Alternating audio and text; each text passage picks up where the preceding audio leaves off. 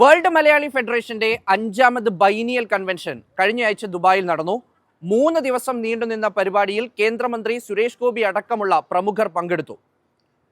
പ്രവാസികൾക്ക് ഏറെ ഉപകാരപ്രദമായ നിരവധി സെഷനുകളും പരിപാടിയുടെ ഭാഗമായി നടന്നു.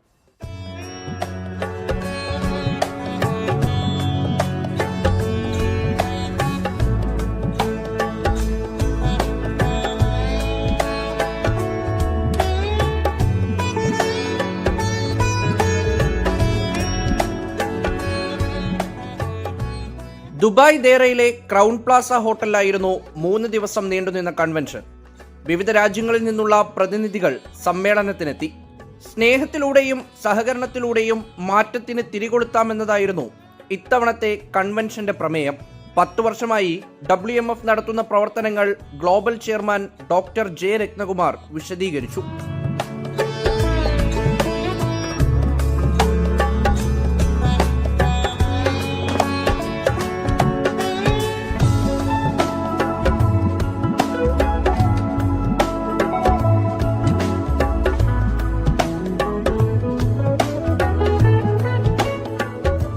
ജാതി മത വർഗ രാഷ്ട്രീയത്തിന് അതീതമായിട്ട് നിലകൊള്ളുന്ന ഒരു പ്രസ്ഥാനമാണ് വേൾഡ് മലയാളി ഫെഡറേഷൻ. ആനുകാലികമായിട്ട് ഇത് വളരെ പ്രസക്തിയുള്ള ഒരു പ്ലാറ്റ്ഫോമാണ്. ആഗോളതലത്തിൽ 167 രാജ്യങ്ങളെ കോർത്തിണക്കിക്കൊണ്ട് ഒരു ഗ്ലോബൽ ഹെൽപ്പ് ഡെസ്ക് ഉണ്ട്. അപ്പോൾ അതെല്ലാം സ്നേഹത്തിൻ്റെ ഭാഷയാണ്, സഹകരണത്തിൻ്റെ ഭാഷയാണ്.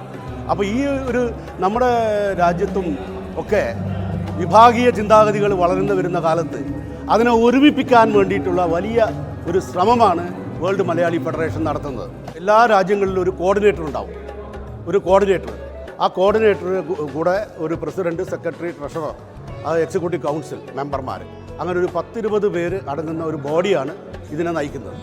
അതുപോലെ റീജിയണൽ ലെവലിലും അതുമാതിരിയുള്ള ഒരു ബോഡി ഉണ്ടാവും. സെൻട്രൽ 6 റീജിയൻ ഉണ്ട്. സെൻട്രൽ ലെവലിൽ ഞങ്ങൾക്കൊരു ഗ്ലോബൽ ക്യാബിനറ്റ് ഉണ്ട്, ഗ്ലോബൽ എക്സിക്യൂട്ടീവ് കൗൺസിൽ ഉണ്ട്. അതാണ് നിയന്ത്രിക്കുന്നത്. 20ഓളം ആഗോള ഫോറങ്ങളിലൂടെയാണ് ഇതിൻ്റെ പ്രവർത്തനം.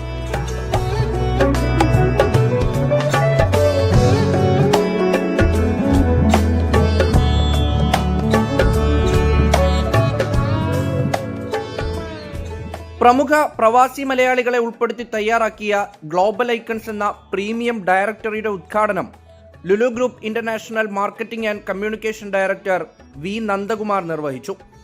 വേൾഡ് മലയാളി ഫെഡറേഷന്റെ കയ്യൊപ്പായി ലോകം മുഴുവൻ അംഗീകരിക്കുന്ന പദ്ധതികൾ വേണമെന്നും ഗ്ലോബൽ ഐക്കൺസ് എന്ന പ്രീമിയം ഡയറക്ടറി അതിൽ നിർണായകമാകുമെന്നും വി നന്ദകുമാർ പറഞ്ഞു.